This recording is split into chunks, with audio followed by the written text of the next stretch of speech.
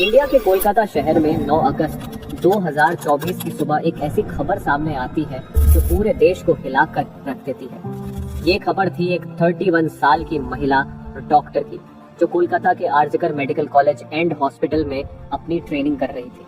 Hospital जैसे सुरक्षित माने जाने वाले जगह पर इस महिला डॉक्टर का मर्डर एंड रेप होना काफी चौंकाने वाला था। इस घटना का खुलासा तब हुआ जब डॉक्टर के डेथ बॉडी का पोस्टमार्टम किया गया। इस रिपोर्ट ने लोगों की रूह तक को हिला दिया, क्योंकि यह मामला सिर्फ एक मर्डर का नहीं था, बल्कि इससे कहीं ज्यादा खौफनाक केस था। पोस्टमार्टम रिपोर्ट में खुलासा हुआ कि उस डॉक्टर की हत्या गला घोंटकर की गई थी, इतनी ताकत से कि उनका थायराइड कार्टिलेज तक टूट गया था। इस हत्या के पहले डॉक्टर ने अपनी जान बचाने के लिए कोशिश किया था। इसका सबूत उनके शरीर पर मिले कई निशानों से मिला। सबसे डरावना सच तब सामने आया जब डॉक्टर के प्राइवेट पार्ट्स पर घावों के निशान पाए गए। इससे साफ हुआ कि यह सिर्फ मर्डर का मामला नहीं था, बल्कि ये रेप के बाद किया गया एक खौफनाक हत्याकांड था। हॉस्पिटल के परिसर में इतनी बड़ी घटना हो जाती है और किसी को कान खबर तक नहीं होती। क्या उस रात कुछ ऐसा हुआ था जिसे जानकर आप गुस्से से बौखला जाओगे? क्या वहाँ कोई और था जिसने इस क्रूर घटना को अंजाम दिया? और अगर था तो आखिर कौन था? इन्हीं सवालों के जवाब खोजते हुए हम आज की इस वीडियो में आपको बताएंगे कि आखिर क्या हुआ था उस रात इस मेडिकल कॉलेज के शान माने जाने वाले परिसर में। जब आपको सच का सामना होगा तो यकीन मानिए आपके भी रोंगटे खड़े हो जाएंगे। Guys, before starting this video let me tell you कि मैं यहाँ पर उन फीमेल डॉक्टर को श्रुति नाम से रेफर करने वाला हूँ, एंड ये उनका रियल नेम नहीं है, सो कंफ्यूज मत होना। श्रुति एक जूनियर डॉक्टर जो कि कोलकाता के RG Kar medical college and hospital से अपनी डॉक्टर की ट्रेनिंग ले रही थी 8 अगस्त 2024 को। और दिन की तरह श्रुति अपनी नाइट शिफ्ट पर होती है और वह अपनी जॉब कर रही होती है। तभी रात के 11 बजे उन्हें अपनी मदर का फोन आता है, जैसे कि हर दिन आता था, क्योंकि पेरेंट्स को तो अपने बच्चों की चिंता हमेशा होती है। श्रुति की मदर उनसे पूछती है कि क्या तुमने खाना खा लिया और तबीयत वगैरह तो ठीक है तुम्हारी? जिसके रिप्लाई में श्रुति बोलती है कि उनकी तबीयत एकदम ठीक है और वो बस अभी कुछ पेशेंट्स को देखने जा रही है, जिसके बाद वो अपने कलीग्स के साथ बैठकर खाना खाएंगे। अपनी मदर से बात करने के बाद श्रुति पेशेंट्स को देखने राउंड पर निकल जाती है। सारे पेशेंट्स को देखने में और अपना काम खत्म करने में श्रुति को रात के 2 बज जाते हैं, जिसके बाद वो अपने कलीग्स के साथ जाकर हॉस्पिटल कैंटीन में ही बैठ जाती है, जहाँ मिलकर ये लोग अपना खाना भी खाते हैं और साथ साथ थोड़ी बातें भी करते हैं। खाना खाते खाते और बात करते हुए रात के 3 बज जाते हैं और इस वक्त श्रुति थोड़ी थकान सी फील कर रही होती है, तो वो अपनी थकान दूर करने के लिए इस हॉस्पिटल के 4th फ्लोर में बने सेमिनार हॉल में जाकर रेस्ट करने लगती है। श्रुति के रेस्ट करते करते सुबह के 7:30 बज जाते हैं, पर वो तब भी इस सेमिनार हॉल से बाहर नहीं आती, जो कि काफी ज्यादा अनयूजुअल था, क्योंकि श्रुति कभी भी आधे 1 घंटे से ज्यादा का ब्रेक नहीं लेती थी।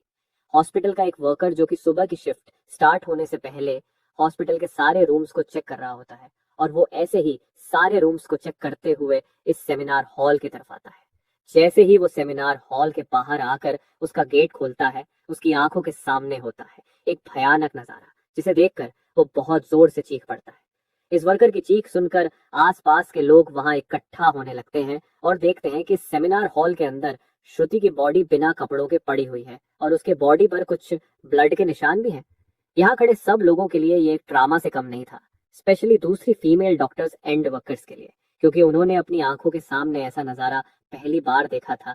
वो भी हॉस्पिटल प्रेमिसेस के अंदर श्रुति की बॉडी को देखकर आसपास खड़े सारे लोग उसे एक स्ट्रेचर पर लेटते हैं और इमरजेंसी रूम में लेकर जाते हैं ताकि डॉक्टर्स उसकी कुछ हेल्प कर सके। काफी देर तक डॉक्टर्स के स्ट्रगल करने के बाद भी एट द एंड श्रुति कुछ घंटों के बाद अपना दम तोड़ देती है। हॉस्पिटल में कुछ लोग थे जो कि इस मर्डर एंड रेप केस को एक नॉर्मल केस जैसा दिखाने की कोशिश कर रहे थे, जस्ट बिकॉज कि वो इस हॉस्पिटल का नाम बचा सके। बट जब पोस्टमार्टम रिपोर्ट्स आती हैं तो सब दूध का दूध और पानी का पानी हो जाता है।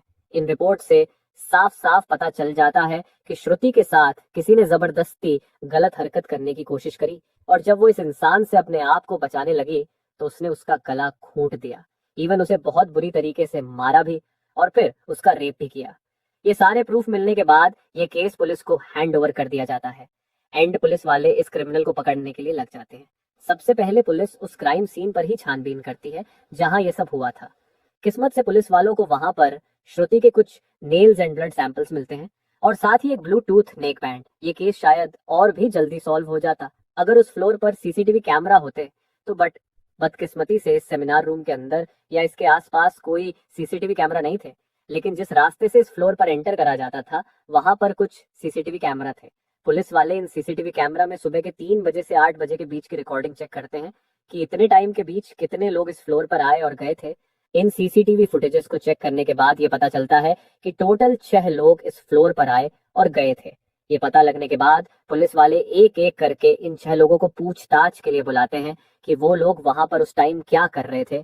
और इन लोगों को इस बीच यहाँ कुछ भी अजीब दिखा कि नहीं, इन लोगों से पूछताछ के दौरान पुलिस वाले उनके फोन का ब्लूटूथ भी ऑन करके चेक करते हैं कि जो ब्लूटूथ हेडसेट उन्हें मिला था वो इनमें से किसका था। क्योंकि आपको पता होगा ही कि एक बार अगर आप किसी ब्लूटूथ डिवाइस से अपना फोन पेयर करते हो तो अगली बार वो उससे इजीली कनेक्ट हो जाता है। और फाइनली पुलिस वालों की ये ट्रिक काम भी आती है, क्योंकि ये ब्लूटूथ नेक बैंड इन 6 लोगों में से एक आदमी के फोन से कनेक्ट हो जाता है, जिसका नाम था संजय रॉय, जो कि एक सिविल वॉलंटियर था। सिविल वॉलंटियर वो लोग होते हैं जो कि पुलिस के अंडर काम करते हैं और उनकी हेल्प करते हैं छोटे मोटे कामों को मैनेज करने में। लाइक आपने बहुत सारे फेस्टिवल्स अनऑथराइज्ड पार्किंग या भीड़ भाड़ वाले एरिया में देखा होगा कि कुछ ब्लू कलर की यूनिफॉर्म्स पहनकर ऑफिसर्स खड़े रहते हैं, जिनका काम होता है कि विदाउट एनी रीजन कहीं पर भी ज्यादा क्राउड इकट्ठा ना हो। तो अब पुलिस वालों को अपना पहला कातिल मिल चुका था, जिसके बाद वो संजय रॉय से और गुस्से से पेश आने लगते हैं। बट संजय पुलिस वालों की किसी बात का भी जवाब नहीं दे रहा होता, क्योंकि वो काफी ज्यादा नशे की हालत में था। इस बीच पुलिस वाले संजय का फोन भी चेक करते हैं, जिसमें उन्हें भर भर के पोर्नोग्राफिक कंटेंट मिलता है, जिससे उनका शक यकीन में बदल चुका था कि संजय ही श्रुति के मर्डर का मेन कल्प्रीट है। इसके बाद पुलिस वाले संजय रॉय को और ज्यादा डराने लगते हैं। एंड फाइनली वो डर कर अपना गुनाह कबूल भी कर लेता है कि उसने ही श्रुति को मारा है और उसका रेप किया है। ये पता लगते ही कुछ पुलिस वाले और प्रूफ्स कलेक्ट करने संजय रॉय के घर जाते हैं, जहां पर उन्हें एक शू मिलता है जिसके ऊपर कुछ खून जैसे ही धब्बे थे। तो पुलिस वाले उसका सैंपल कलेक्ट कर लेते हैं। थोड़ी और तलाशी लेने पर पुलिस वालों को संजय के घर के बाहर कुछ कपड़े सूखते हुए दिखते हैं, और ये वही कपड़े थे जो कि उस दिन संजय ने पहने थे, क्योंकि ये सब सीसीटीवी कैमरा में कैप्चर हो गया था, जिससे जाहिर था कि संजय ये प्रूफ मिटाने की भी कोशिश कर रहा था। बट जब संजय को पूछताछ के लिए पुलिस स्टेशन में लाया गया था, उस वक्त वो काफी ज्यादा नशे की हालत में था। तो क्या वो ये सब बस इसलिए कर रहा था ताकि उसे कम सजा मिले, जस्ट बिकॉज वो उस वक्त नशे में था? बाद में जब पुलिस वाले उस शू पर लगे ब्लड सैंपल्स को चेक करवाते हैं तो वो भी श्रुति के ब्लड से मैच हो जाता है, which was a solid proof against him. इन सारी रिपोर्ट्स एंड डिटेल्स को एक साथ कंबाइन करके पुलिस वालों को पता चलता है कि उस रात संजय रॉय काफी ज्यादा नशे की हालत में था और वो रात के 11 बजे हॉस्पिटल में एंटर करता है। संजय अक्सर उस हॉस्पिटल में नाइट शिफ्ट किया करता था, तो उसे यहाँ की काफी अच्छी नॉलेज भी थी कि कहाँ पर कैमरा है और कहाँ पर नहीं। तो वो आराम से इस हॉस्पिटल के 4th फ्लोर पर जाकर बैठ जाता है, क्योंकि वो नहीं चाहता था कि कोई उसे ज्यादा नशे की हालत में देखे, वरना वो अपनी जॉब से हाथ धो सकता था। 4th फ्लोर पर आते ही वो अपना आराम से सो जाता है।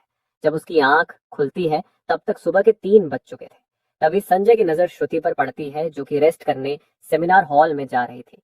श्रुति को अकेला देखकर संजय के इरादे बिगड़ने लगते हैं। वो पहले काफी देर तक इस फ्लोर के चक्कर लगाने लगता है, ये कंफर्म करने के लिए कि कोई यहाँ पर ज्यादा आ तो नहीं रहा। जब उसे लगता है कि हाँ उसका रास्ता साफ है, तो वो 4 बजे सेमिनार हॉल के अंदर एंटर करता है और फिर वहां से 4:45 पर बाहर आता है। इन 45 मिनट्स तक श्रुति के साथ इस आदमी ने क्या क्या किया होगा और वो कितने पेन से गुजरी होगी, ये सोचकर ही किसी का भी दिल सहम जाएगा। स्पेशली श्रुति के पेरेंट्स, जिन्होंने इतनी उम्मीद से और सेक्रीफाइसेस करके अपनी बच्ची को डॉक्टर बनने भेजा था, एंड श्रुति अपने पेरेंट्स की अकेली बेटी थी, तो उनके लिए तो ये किसी सदमे से कम नहीं होगा। एंड गाइस, ये केस अभी भी क्लोज नहीं हुआ है और 23 अगस्त तक संजय राय को कस्टडी में रखा जाएगा। इस कातिल इंसान के साथ क्या होना चाहिए आप कमेंट में जरूर बताना, और इस केस रिलेटेड जानकारी देखने के लिए चैनल सब्सक्राइब करें।